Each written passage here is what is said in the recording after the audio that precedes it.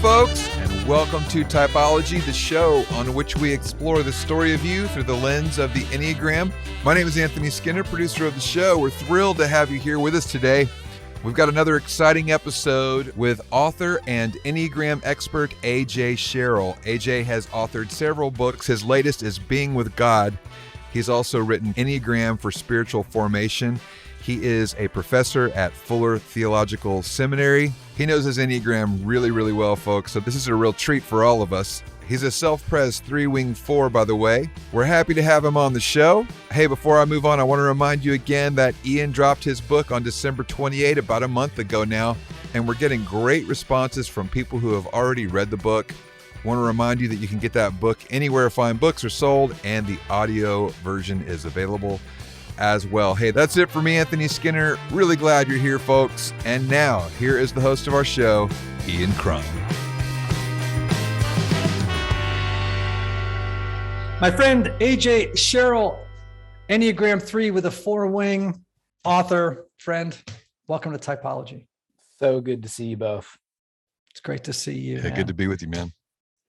All right, let's just jump right in, my friend. You are an Enneagram expert, workshop teacher, guide. You've got books on the Enneagram. I want to start by just simply asking you to share a little bit about your history with it before we jump into more specifics.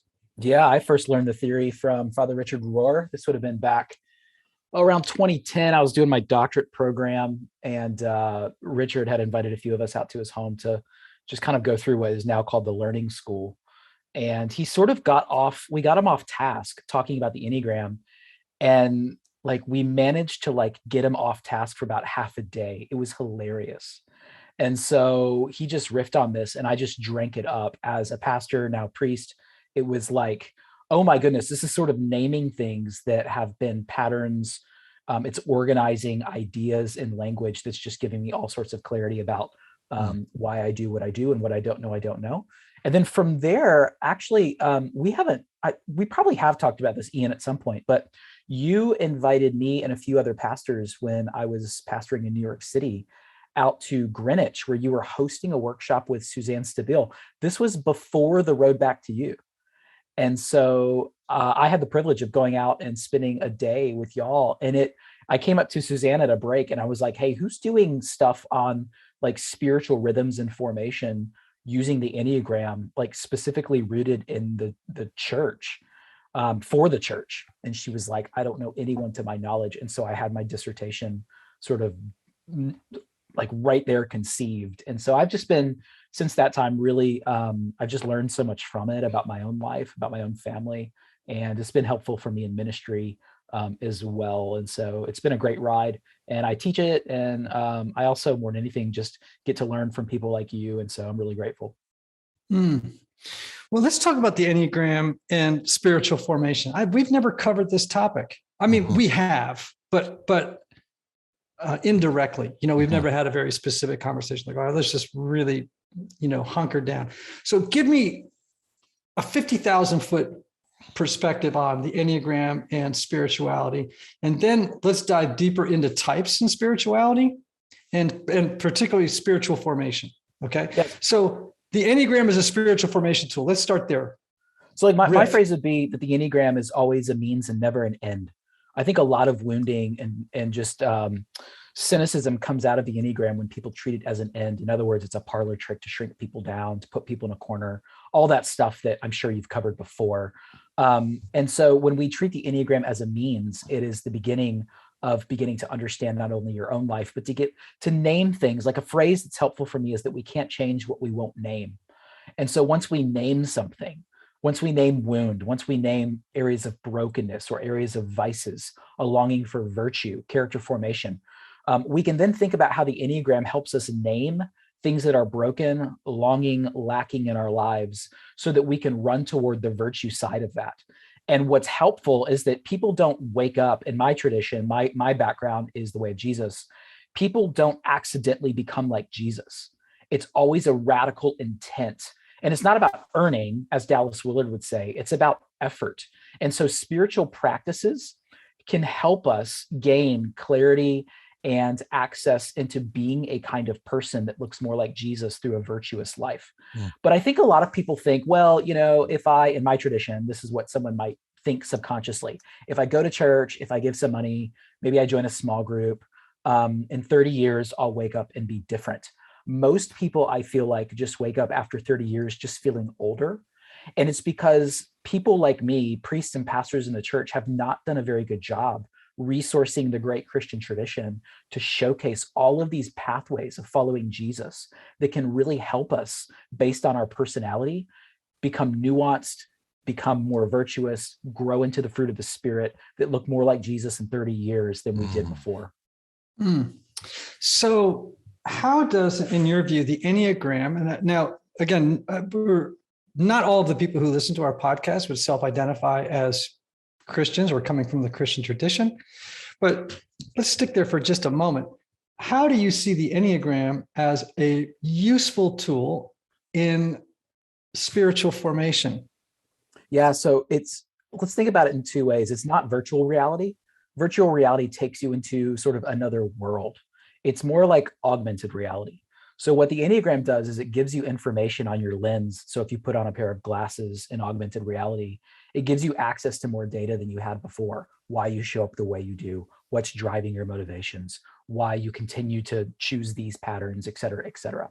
So for me, that's been helpful to name. So the Enneagram is sort of that thing which named and read my journal, which, to use the words of Richard Rohr, it's the greatest cause of humiliation, is where you can typically source your Enneatype.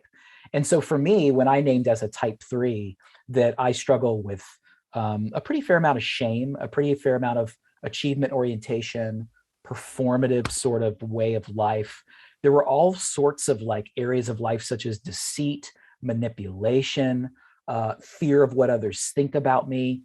These have everything to do with longing for greater amounts of like patience in my life, self-control, longing for gentleness, because I can sort of become frustrated with people if they don't fit within the sort of paradigm of leadership that I'm looking to go into in the church I lead or the community I'm a part of. And so the Enneagram was helpful for me because it created this whole language, this whole universe of being able to name, that's the best way to talk about how I show up. And I didn't know that. It was in me. It was buried in my subconscious. But now that I'm aware of that, I can pair that more specifically with practices that are going to help me grow toward a certain virtue, because that's what I long for in life.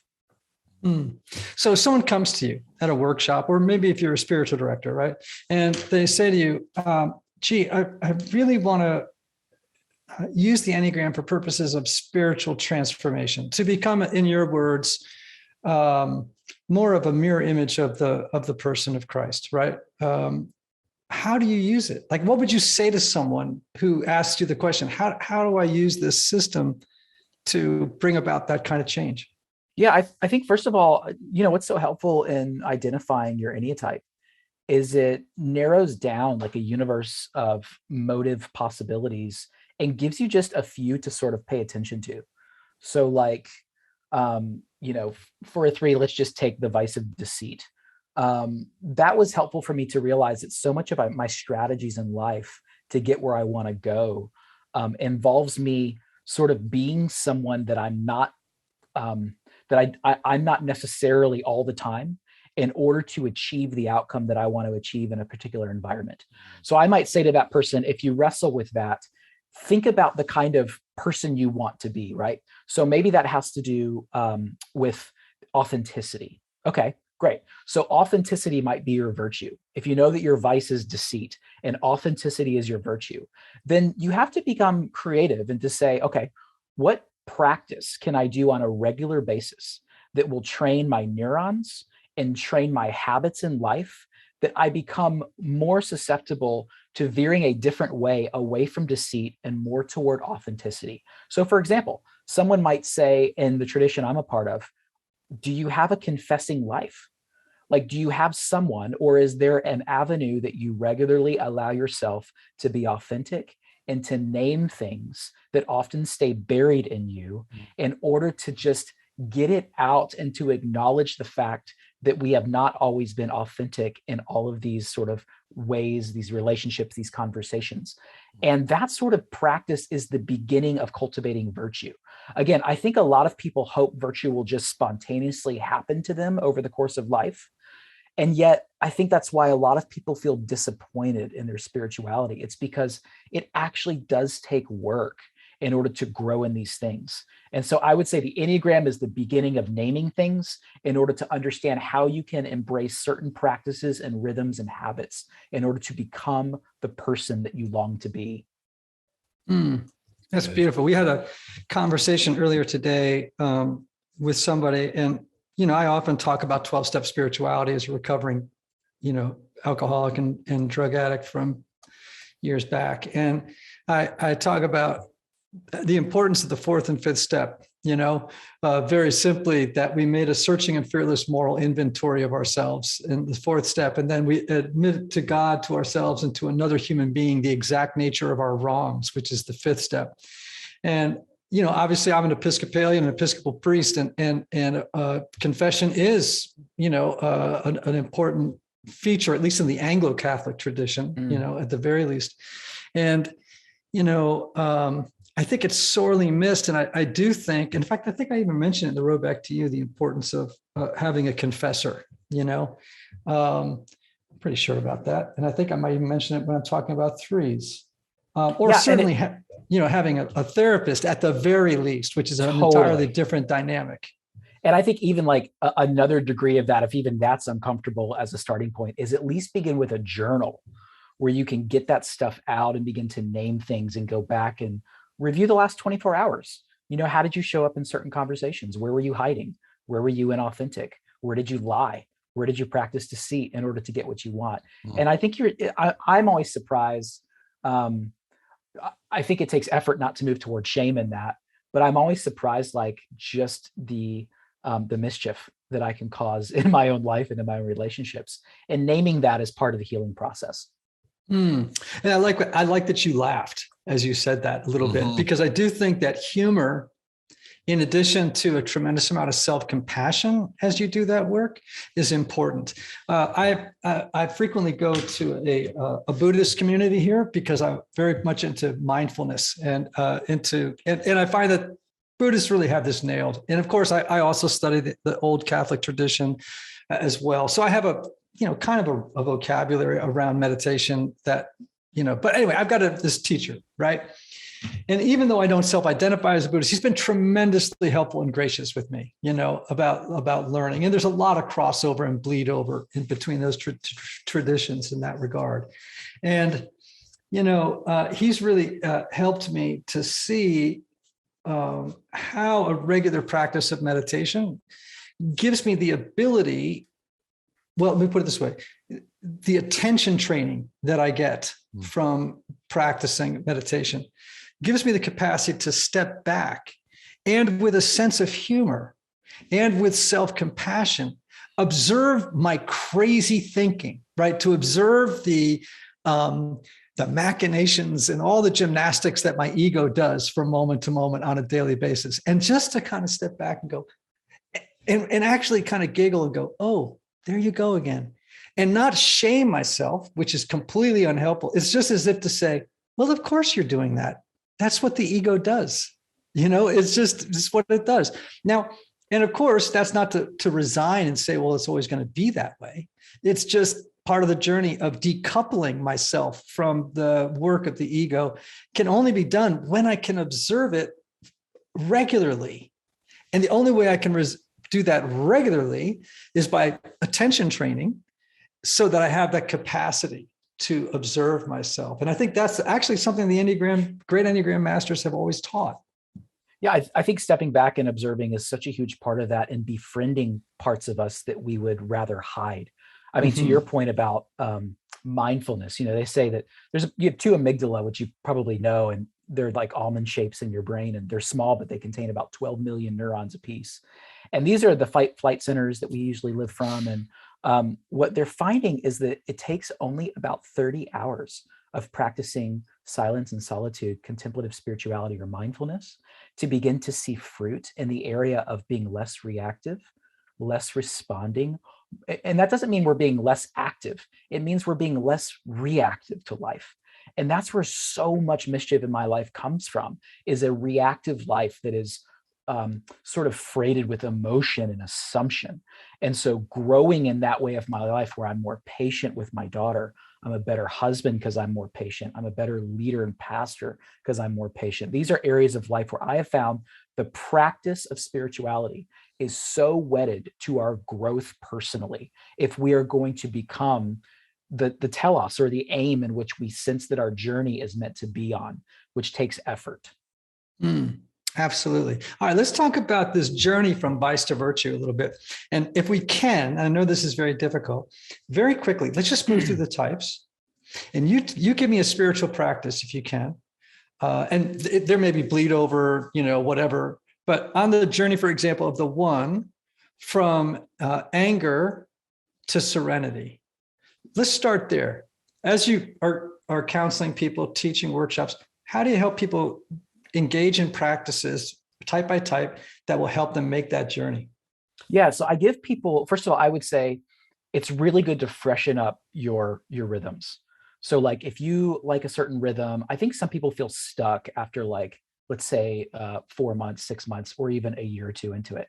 I think first of all, give yourself permission to realize like there are so many practices available for us. And what are practices? In my tradition, practices are engaging the presence. And so what we're finding is I want contact with the divine.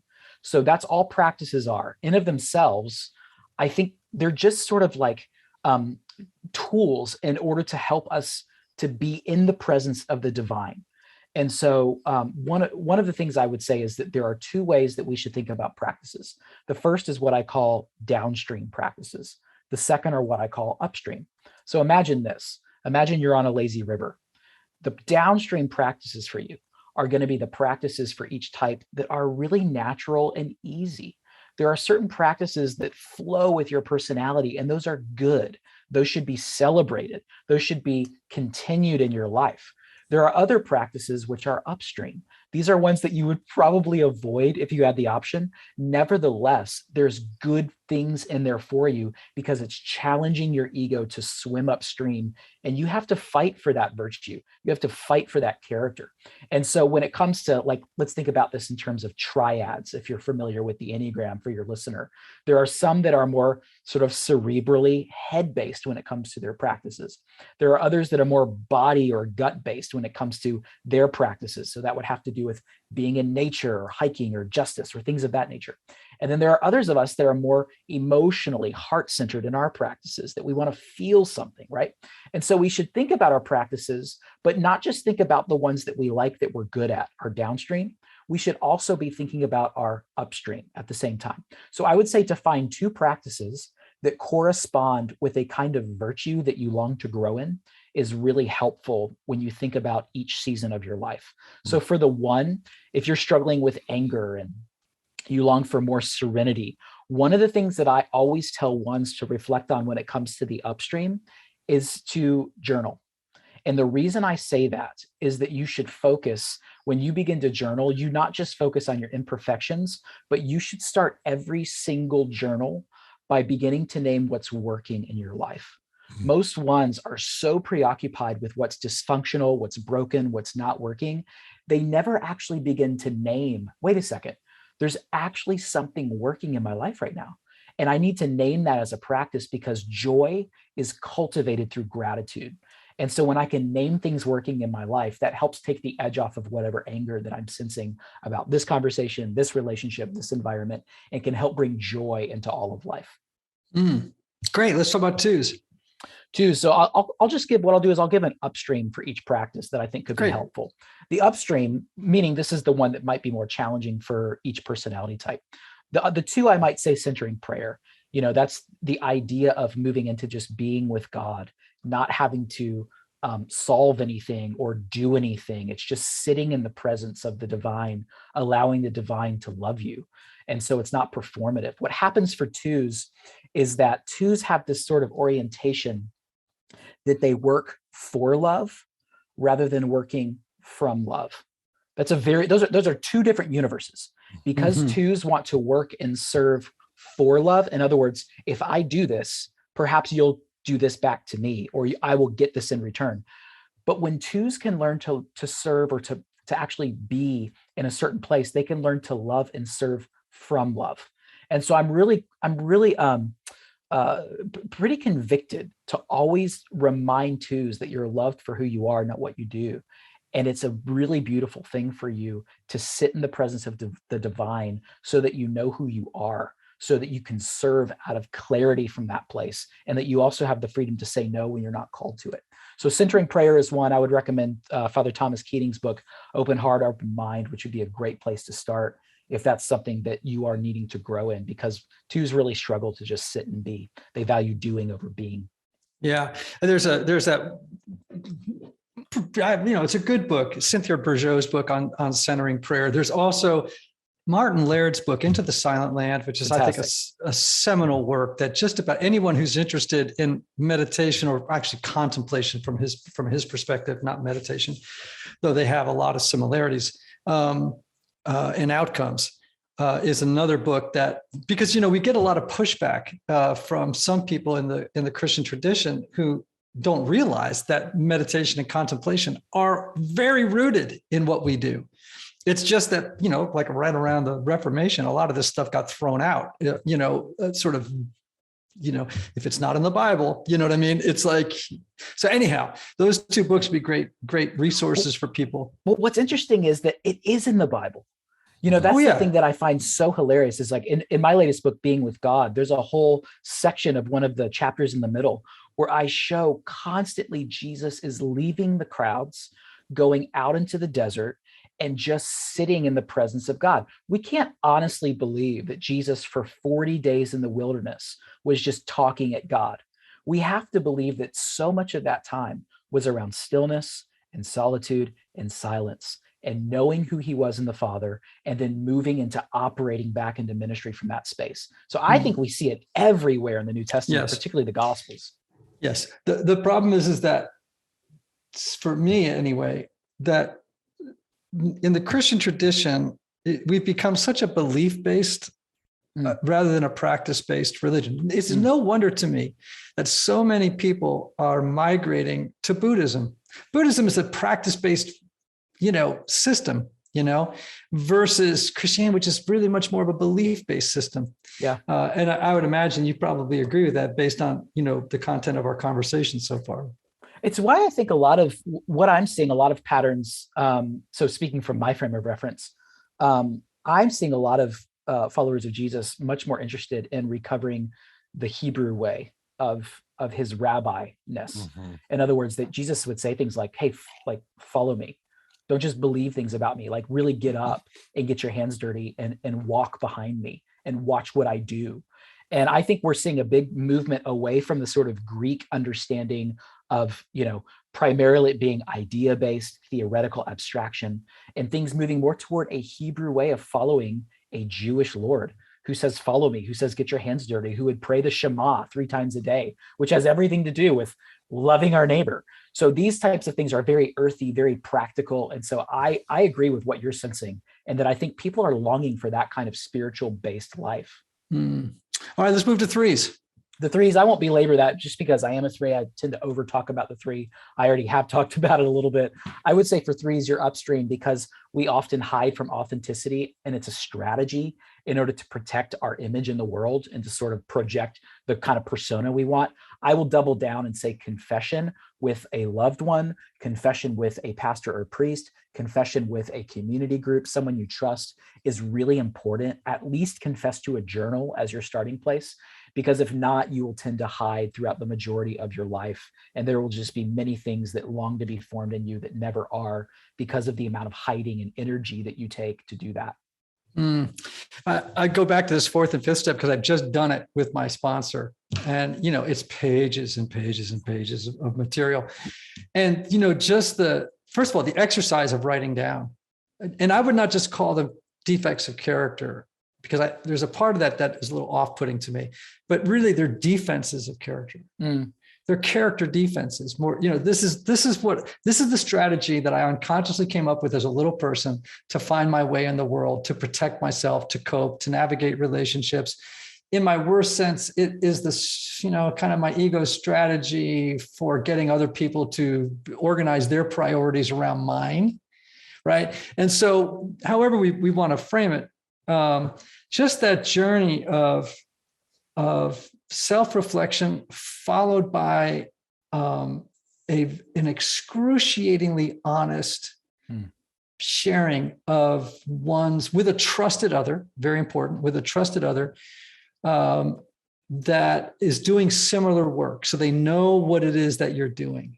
I remember when I was being taught how to be a confessor, and in my tradition, you sit here and the person you're with actually sits next to you facing the other direction.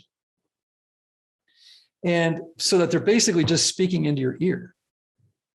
And they would talk, and then they would start sharing. I always say, okay, start with the hard one first and let's work our way down. You know what I mean?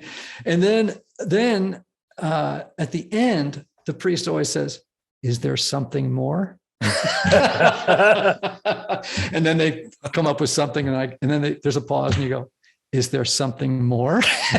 And you literally do that several times before you give the absolution, right? The prayer of absolution.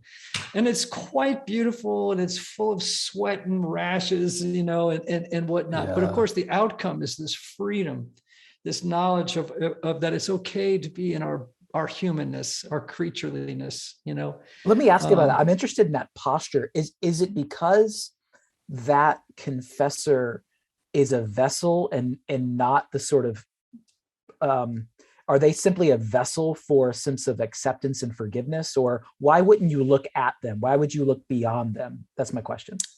Yeah, I think there's a lot of reasons. One is very practical, I think, which is when looking directly at somebody, it can become very, very difficult for the other to really share what's going on. And for the, not that I've ever looked shocked, because I'm a 4 on the Enneagram and empathy, and like you could tell me anything and I go, I don't have a lot of judgment, right? But I think the person in that moment of confession can be looking for cues, like what is the response here? And so I do think there's some benefit in sitting beside and speaking toward the confessor without looking into the eyes of the confessor. Now, when I do the absolution, I'm always looking. Yeah, always looking. I see. And I look together with them. Anyhow, so all right, let's move on to those beautiful 4s. Let's talk about 4s in a couple of ways. So because it's you, Ian, I would say the downstream for you that's going to come easily is probably actually journaling or some method of getting out gushing emotions. This is what's happening in my life. I always encourage 4s that because that typically comes easy for you to understand your emotions and be able to articulate those, or at least understand them at some level. It's good to start with actually interceding or blessing other people in whatever journal or mechanism that is, because often 4s can move toward a preoccupation with their own emotion as if that's the only thing happening in the world. And so I'm often really quick to tell 4s, hey, start with actually celebrating, or at least like longing or lamenting with someone else before you get to your own stuff. So that's one of the things I would say in the way of journaling. Don't just get sort of tunnel vision about your own life. The upstream, I would say, is always move toward feasting. Feasting is such a good practice for 4s. Always be the one to show up with the bottle of champagne at someone else's graduation. Always be the one to show up with the most lavish dish at some sort of festival or some sort of way in which we're acknowledging a birthday or something like that. Because once again, it gets you out of yourself. It moves you into celebration. And one of the things I do for my tradition is I try to pair each type with spiritual practices with a time of the sort of what's called the liturgical year, or the church calendar is what they would call it. And so like for the 4, I'm like, never miss Easter, because Easter is that reminder that no matter how dark your inner world may feel at times, joy always comes in the morning, and there will be a day where light will remain forever. And so that's what I would acknowledge for the 4. Which can be very hard. I think back on times in my life, I often like to say that 4s, well, in many ways, all of our passions or our vices are addictions. They very much have a compulsive kind of quality to them, right? And so for me, at different times in my life, I'd say that one of my primary addictions was suffering. Who would I be without my suffering, without my story of pain, right? And wouldn't I become kind of boring and weird if everything was like a 7 running around, just bringing the champagne, and you know what I'm saying? Yeah. And so two things strike me. I think two other practices for 4s that are so helpful. One is what I call sympathetic joy, and this is a Buddhist idea, which is that rather than envy coming up when I see someone else having that, who has something I want, it could be material, it could be a character trait, it could be who knows what, right? How can I have sympathetic joy to actually not see their success as my failure? How do I see that individual and actually celebrate that which I would normally envy in them? I celebrate, right? Yeah. And here's the kicker. With sympathetic joy in that Tibetan Buddhist tradition, you have to be able to practice it with your enemies. So that when your enemy experiences success, you must celebrate it with them too. That's the hard stuff right there. Mhm. That is it. And as a 3-wing 4, so like competition, comparison, control, those can become like 3 guiding C's for me. Do you remember? So I grew up in the Nintendo era, and there were some games where you could create your character. And so let's say you had 10 points. You could give 3 of those points to like strength, 5 of those points to endurance, which left you with 2 points maybe for, height. And that's often how I used to see others, and how I still am tempted to see others, is like, if it's almost like there's a limited amount of success that can happen in the world. Mm-hmm. And so if I'm not getting it, then they're getting what's remained over, and there's not enough for everybody. And I often view that as a sort of framework that if they have a win, then that must ultimately mean that I'm a loss. Or if they have a success, that must mean that I'm a failure. So why social media is crippling, all of these comparative tools that we now have that just reinforce our own brokenness if we're not careful. So I completely resonate with what you're saying. Can I say something? There's a great expression. There's a book that Rabbi Daniel Lapin, and he talks about the Jewish mindset. And he says, if you have 10 friends and one of them succeeds, it puts you that much closer to success yourself. If you have 2, 3, 4, and 5, your odds increase. They continue to increase. And he said, that's just part of the mindset. So your win is ultimately my win. I just love that perspective. That's a great way to think about it for a 3 and a 4. I think there's one other, and we actually close with a kind of, I don't know if it's a blessing or not, but at the end of every typology episode. But where I got it from is a meditation practice. And what it is in your mind's eye, you imagine, let's say, AJ, I would imagine you for a moment. And I might spend 5 minutes in my meditation time, eyes closed, attention really fixed on this set of declarations or blessings. I see you in my mind, and I say, may you have love, may you have joy, may you have peace, may you have healing, may you have rest. And I just keep saying it. It's almost like the Jesus prayer or something. But what I'm doing, I'm not saying, Jesus, please give AJ, love, joy, peace, healing, and rest. It's like, no, it's coming from me.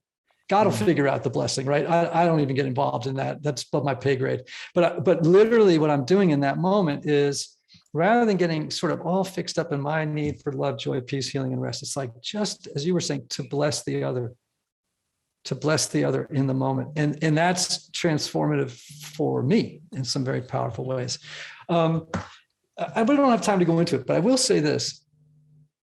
I actually can become very theoretical. So it must be a very strong 5 influence in my life. I love ideas. And so for me, and even in meditation, I actually do not get hung up in feelings at all.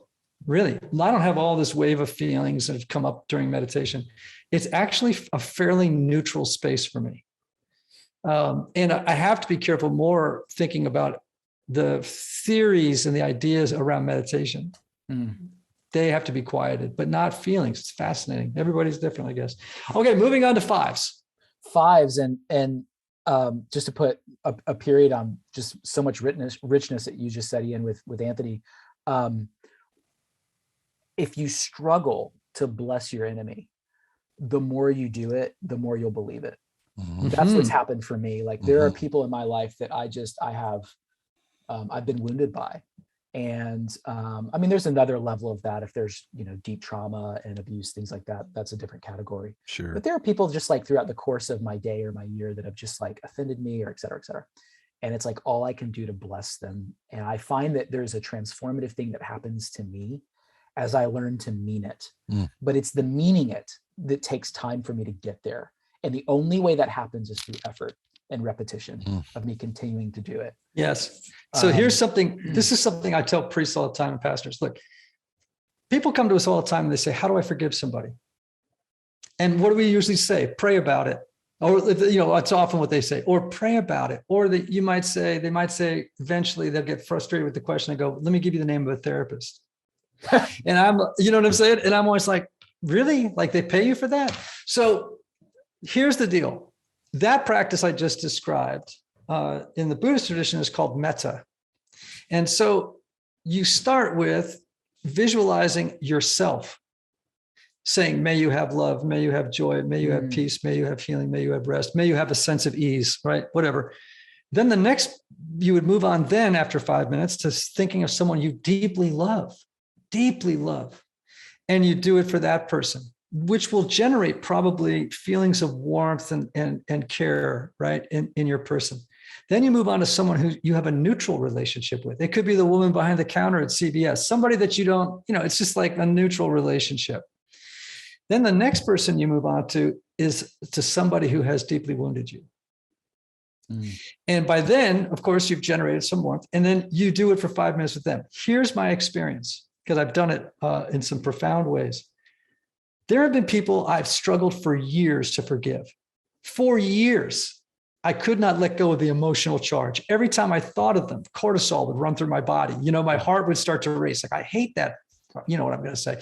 So now, if I do that for 3 or 4 weeks, just practicing that in meditation, 15, 20 minutes at a pop, thinking about that person, blessing them, within 3 weeks or so, 2 weeks, the charge is gone. And I really have this genuine, actually felt experience of forgiveness.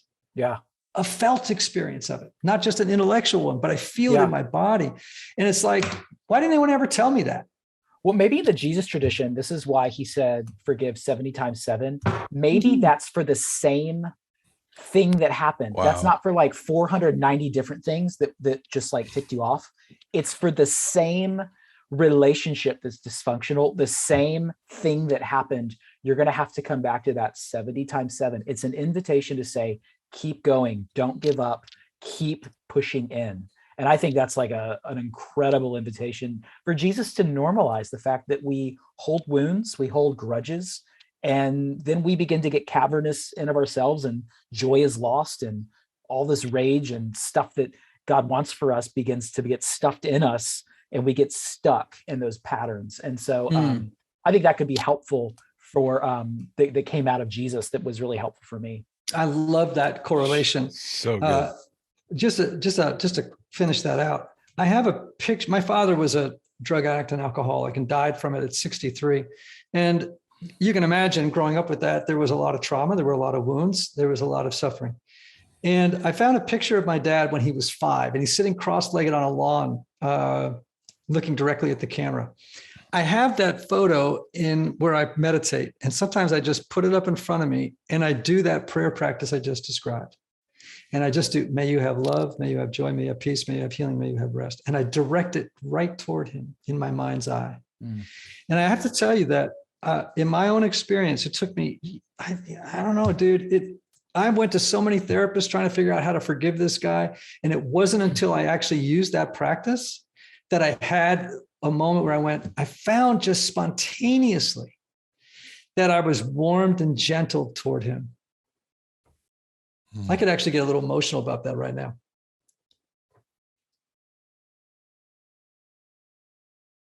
That I had spent so many years and so much money trying to figure out how to do this, and such a little simple prayer practice actually changed my heart. Yeah. Mm. And yet it was effortful. It didn't just happen. Yes, it did. Right.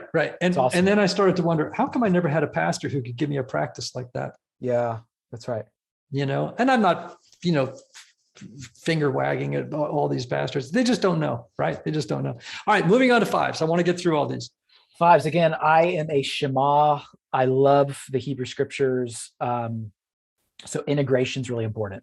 So for anyone, no matter what your type is, if you're a human, integration of spirituality, and that's why triads really matter. So 5s are really that head triad. I find 5s, I'm married to one. She's amazing. She solves all the problems of the world. She understands things from a meta level.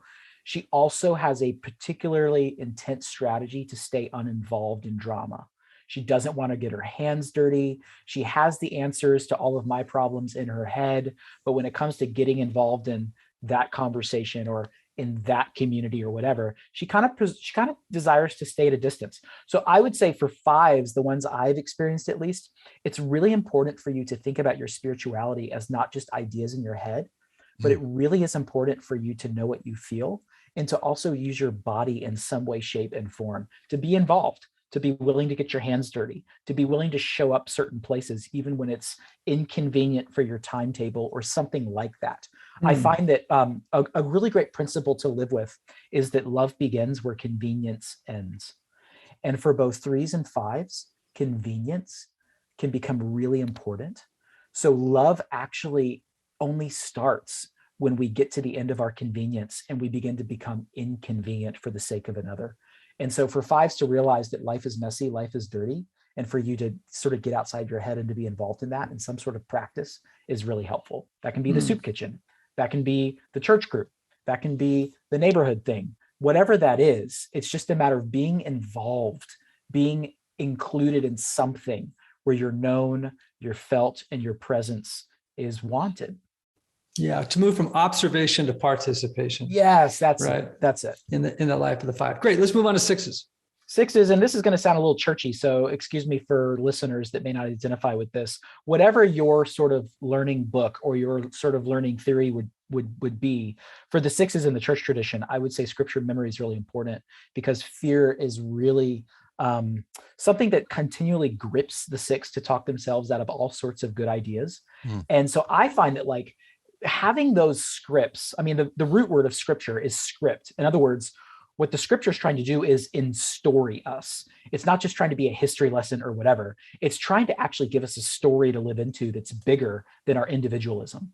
And so we need scripts that we come back to over and over again in life that sort of live in our muscle memory, that live in our neurology, that when those moments come where I just want to run or I want to stop or I'm fearful, it's having those scripts that reinforce that my vision, my dream, my conviction, it wasn't just a result of last night's burrito and now I've moved on. It actually was something I need to move into. And so I need to rehearse and remember my script. So whether it's a Bible passage or whether it's whatever that might be for your tradition, have that wired into your neurology so that you're not just making decisions based on how well or not well things are going in your life. So scripture memory in the Christian tradition is really important. And we've really gotten away from it in the last few decades. And so that is that, right? The journey from the vice of fear to the virtue of faith, right? Yeah. Trust. Fantastic. Okay. Moving to 7s. Yeah. 7s, which I find that most all of us love talking about the most for one reason or another. 7s, it's so obvious. It's very Lenten. It's also woven into Advent in the Christian tradition. It's having a vision for solitude and silence at least once a day. I find that in that place, you are confronted with how things are going, what you feel. It gets you out of a future orientation of always planning to sort of evade my emotions or my past. And so have a time where you are reflecting. I find that if you can reflect in nature, if you're someone like me where there's continuous partial attention, as Linda Stone would say, we're like, oh, squirrels, we're always sort of veering when we just sit and try to be still. And that's really hard to do. Get on a trail and just allow yourself to be without a phone, without a podcast, allowing yourself just to be in creation and letting your thoughts just go. and rehearsing, why is that happening? What do I believe about that? What do I make up about that? What conversation do I need to face and not run from? So that sort of practice of solitude and silence is really important for the 7 every day. Again, moving then from the vice of gluttony to sobriety would be what maybe the upstream practice would help those folks do. 8s on the Enneagram, challengers. 8s. Yeah, I think 8s are often unaware of how they're perceived. They need accountability. So if you lead a thing, or if whatever you're doing, I think you need to appoint someone because again, you're a powerful person typically. So people often won't approach you for one reason or another. So just giving someone, like literally giving someone, hey, I give you permission to, on some sort of rhythmic basis, to tell me how I'm showing up and how others perceive me. So it's that sense of being able to face that, which you'd rather ignore or just assume the best about, and to say, hey, listen, I trust you. No matter what you say, you're not going to be penalized for it. I need accountability. Would you bring that to my life? That's a hard practice. Nobody wants to face that. When we begin to face those things, it's so helpful. I would rather know that there's mustard on my chin than live my life with it sitting there. And yet so much of my leadership as a 3, it's similar. I just assume the best. I hope for the best. And yet there are trusted people around me that I need to say, hey, give me some feedback because I'm going to need it. Yeah. I like to say that with 8s, I like to tell 8s, I ask them, do you have someone in your life who can tell you no? Yes.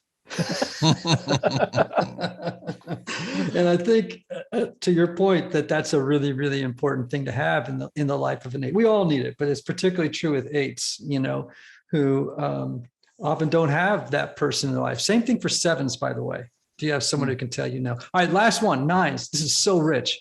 Yeah. So 9s are often going in, all sorts of, they're pulled in so many directions. They're the people that we want to be allies and to pull them. They often don't even understand their own sort of priorities, things of that nature. Well, as it turns out, almost every, or I should say the ones I've studied, most spiritual traditions have a sort of habitual vision for your day. So like in the Jewish world, it's the fixed hour prayer, the three prayers a day, right? In the ancient Christian tradition, it's the fixed hour prayer. What's happening is we are pulled into so many cultural scripts throughout our day that we lose priority about who we are in our unified meta story. And so what I find for the 9 is have times in your day, and this is easy with phones now because you can set an alarm. There's so many good apps. When you get up, maybe at lunch and before bed or whatever would work for you, have times in your day where you just pause for 30 seconds and you can reclaim your identity so that you're not being pulled always in so many directions, and that you have a voice to assert what it is that you're called to and what you need to say yes and no to. So I used to pastor a church in Grand Rapids called Mars Hill Bible Church. And we had a pretty large staff, and I would have whoever was working the front desk 3 times a day at 9, at noon, and at 3 come through all of our offices with a bell. And that person would just ring a bell, and no matter what meeting we were in, what whiteboard session we were doing, what was happening, a bell would go off, and it was really a pleasing bell, not like a school bell where you're changing classrooms. And we would stop whatever we were doing for 30 seconds. We would be still. We would say the Jesus prayer, which is just, Lord Jesus Christ, have mercy on me. And then we go back to our meeting. And it was that reminder, wait, the divine is here. We're not alone. And whatever problem, whatever conversation, whatever thing we're facing right now, God is here. And it was so invitational for us just to get off of ourselves and to reprioritize who we are. And so I would say for the 9s, find that in your own rhythm where you can recenter around your identity and who God says you are. Right. The whole process of differentiation and of individuation for that 9 is so important. And I like the bell idea because it reminds the 9 to wake up. Right. It's like we associate bells. I mean, that's what the church bells were designed to do, to remind people to wake up. It was also for the 9 to spiritually wake up. Yes, right? That's right. That's right. To come out of the trance of their type, right? Into an awareness of their own actual being, their own beingness, right? Because as we know, 9s can, if they're not careful, they can become selfless. No self. Yes. And so if they have some practice like a bell like that, fantastic, to come back to the reclaiming of personal authority and self. is so important. So one observation I have about all of this, and I don't know if you know, I just dropped a book last week called The Story of You, and the subtitle is An Enneagram Journey to Discovering Your True Self. And one of the principles in the book that I draw on is the Saint Ignatius of Loyola's a Jerry Contra, which I know you know, which is literally meaning to act against. And that's what you're talking about here with all of these practices.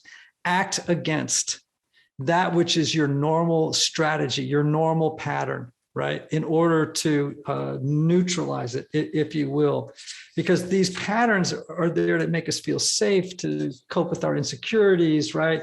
Our doubts. And I love what you're saying, because this Jerry Contra thing is a way of moving against the grain of those habitual patterns. Yes.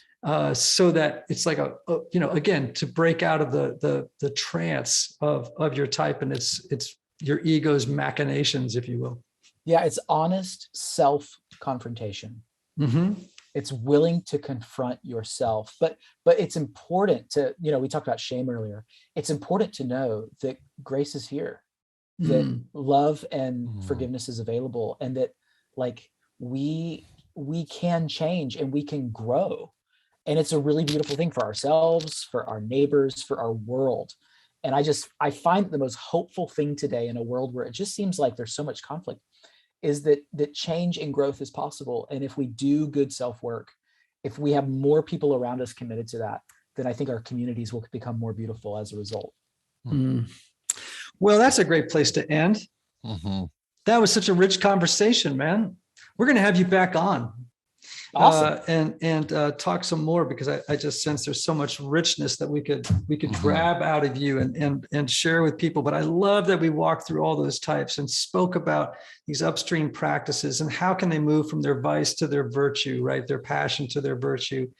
Because I do think that people are like, okay, great, I know the Enneagram. Now what the hell do I do? Mm-hmm. Yeah. You know what I'm saying? Like, I know about my type, but now what the hell do I do? Yeah.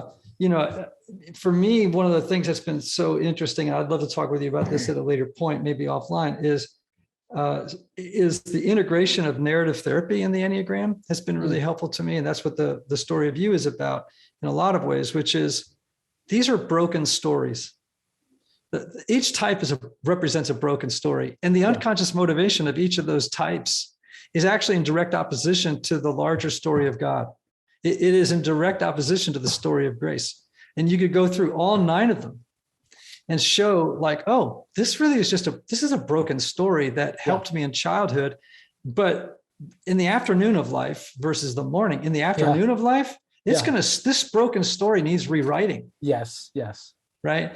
And so maybe we can get together at some point, and I should just send you, maybe after this, you give me your address, I'll send you a new copy of the book. I'd love that. Ian, did you study A.H. Almas's work on holdings in the Enneagram? No, I know Almas's work, but I have not. No. He's got this thing called holdings, which no one ever does anything with that I've read about. I think they're brilliant. And they basically talk about, it's sort of like, the Atlas sort of God of holding the weight of the world. What happens is that we understand ourselves and our world is broken. So we overcompensate into certain directions in order to try to fix it, if you will. Mm-hmm. This is where I feel like a lot of narrative therapy comes in. I'll give you an example. So like type 1 is so obvious, like in a broken world, I will learn to hold the world together through self-improvement, right? And that just exponentially increases the weight that people carry, which is where anger comes from, rage and all that stuff. Like a 2 would say in a broken world, I am going to serve in order to get others to accept me. So these strategies that we have in response to our trauma, our pain, our past, in order to try to put the world back together.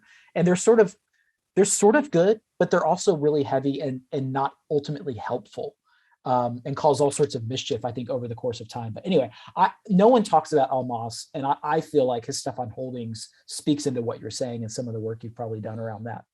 Yeah, because I think one of the things that has helped me about thinking of the Enneagram narratively. So it's so interesting to me. Like, I remember when I first started studying the Enneagram and then writing about it, I kept thinking as a therapist, gosh, I don't know if these are personality types. I kind of struggled with the term, and I see them as personality types, right? But personality is a very complicated subject. Yes.